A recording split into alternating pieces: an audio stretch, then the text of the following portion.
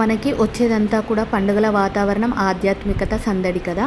So ప్రతి ఒక్కరం కూడా ఆలోచించేది మన ఇంటి మహాలక్ష్మిని ఎలా అలంకరించుకుంటే బాగుంటుంది, ఎలా అయితే బాగుంటుంది అనే ఆలోచనతోటే ఉంటాము.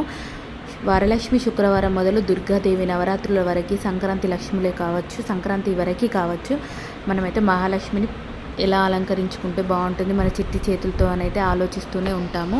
ఇప్పుడు నేనైతే చూపించబోయే మాల 7 శనివారాల వ్రతాలకి వేసుకోవచ్చు, విష్ణుమూర్తిని కొలుచుకోవచ్చు, వెంకటేశ్వర స్వామికి, శ్రీరాముల వారికి కావచ్చు, ఎలాంటి గాడెస్ అండ్ గాడ్ ఇద్దరికి కూడా యూస్ చేసుకునే విధంగా ఈ మాల అయితే చేసుకోవచ్చు. ఇక్కడ నేను చూపించేది బియ్యం మాల.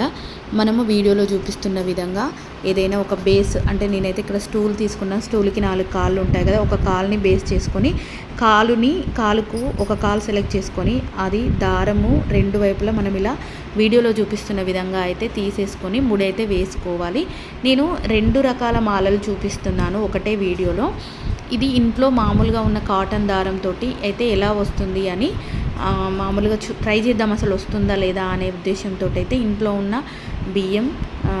ఉన్న కాటన్ దారం అయితే తీసుకున్నాను. బియ్యానికి మామూలుగా మనం పసుపు రాసి తీసుకున్న బియ్యం ఇది. వైట్ దారము బియ్యమేమో పసుపు కలర్ తీసుకున్నాను.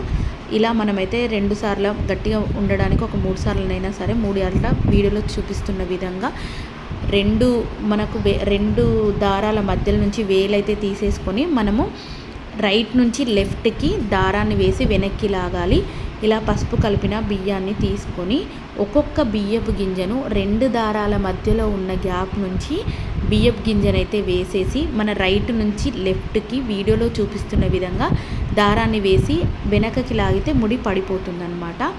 ఇది మనకి ఇలా ఒక్కొక్క గింజ అల్లుకుంటూ పోవాలి అనమాట. ఇది ఒక రకము. ఈ మాల అయితే నేను వారాహి నవరాత్రుల కోసం అయితే బియ్యం మాలనైతే రెడీ చేశాను. సో మనకి ఏదైనా సరే చేస్తేనే తెలుస్తుంది కదా. ఫస్ట్ చేస్తే ఓహో ఇలా అయితే బాగుంటుంది, రెండోసారి చేస్తే ఇంకా బాగుంటుందనే ఆలోచన వస్తుంది. కాబట్టి ఆలోచన రాగానే ఫస్ట్ అయితే ఇంట్లో ఉన్న దాంతో అయితే ట్రై చేశాను. ఇది మామూలుగా ఫస్ట్ రకం చేసిన బియ్యం మాల అన్నమాట. చూడండి ఎలా వస్తుందో లాస్ట్కి. ఇలా చూడండి, బియ్యం మాల అయితే చాలా బాగా ఇలా సన్నగా దారం వచ్చింది, కానీ బియ్యం గింజ ఎలివేట్ అవుతుంది దీంట్లో, ఈ రకమైన మాలలో అయితే. సో ఇప్పుడు మనకు వారాహి మాత మనకి ఏ విగ్రహమైనా చిన్ననే ఉంటుంది కాబట్టి సరిపోతుంది. మనకు జనరల్గా ఒక అరచేయి అంత పొడవైతే సరిపోతుంది. సో ఇది ఫస్ట్ మాల అనమాట. బియ్యం కనబడుతుంది, దారం సన్నగా కనబడుతుంది. ఇప్పుడు 2వ రకము. దీనికి నేను దావత్ బాస్మతి రైస్ సన్నగా పొడుగ్గా బాగుంటాయి, కొంచెం మంచి ఏరుకుంటే ఓకే. ఇక్కడ నేను ఒక చెంబును బేస్గా తీసుకొని ఎల్లో కలర్ ఊల్ దారం అంటారు కదా, ఆ ఊల్ దారం అయితే నేను తీసుకున్నాను.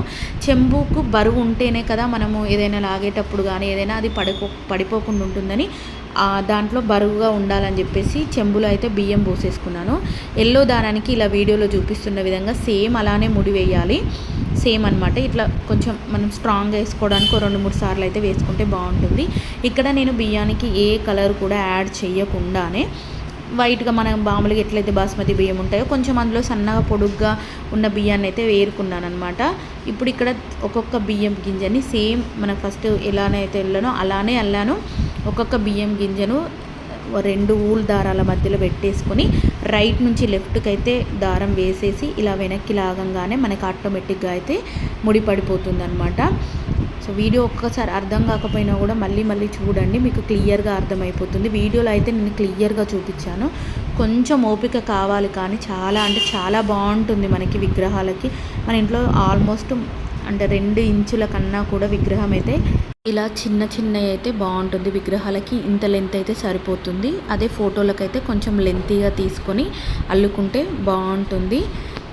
మీకు ఇక్కడ 2 రకాల వేరియేషన్స్ చూపిస్తున్నాను. దారంతో అల్లింది అయితే ఎలా ఉంటుంది, ఊల్తో అయితే ఎలా ఉంటుంది అనేది.